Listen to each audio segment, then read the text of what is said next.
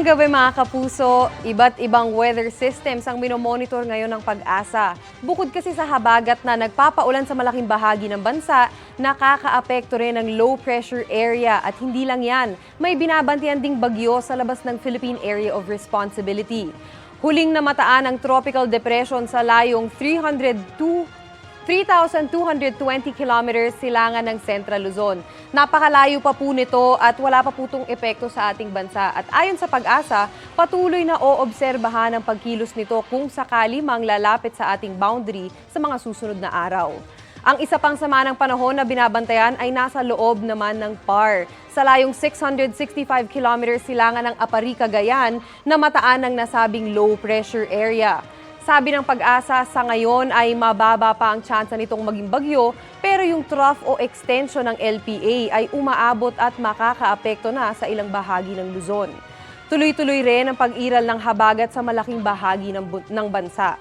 Base sa datos ng Metra Weather, malaking bahagi pa rin ng Luzon ang uulanin bukas lalo na sa hapon.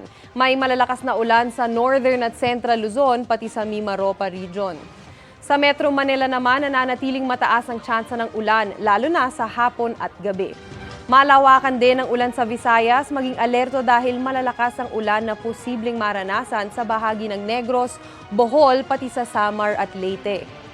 Sa mga kapuso natin sa Mindanao na ilang araw nang nakakaranas ng pag-ulan, patuloy pong maghanda sa banta ng baha o landslide dahil magpapatuloy ang maulang panahon. Umaga pa lang bukas, may ulan na sa Zamboanga Peninsula, Northern Mindanao, pati sa Soc-Sargen. Pagsapit ng hapon, mas maraming lugar na ang uulanin at may kalat-kalat na malalakas na ulan. May heavy to intense rains kaya doble ingat pa rin mga kapuso.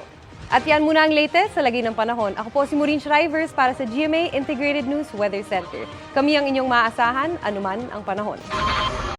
Mga kapuso, maging updated sa ulat panahon 24 oras. Mag-subscribe sa GMA Integrated News sa YouTube. Para sa mga kapuso naman natin abroad, bisitahin ang GMA Pinoy TV at www.gmanews.tv.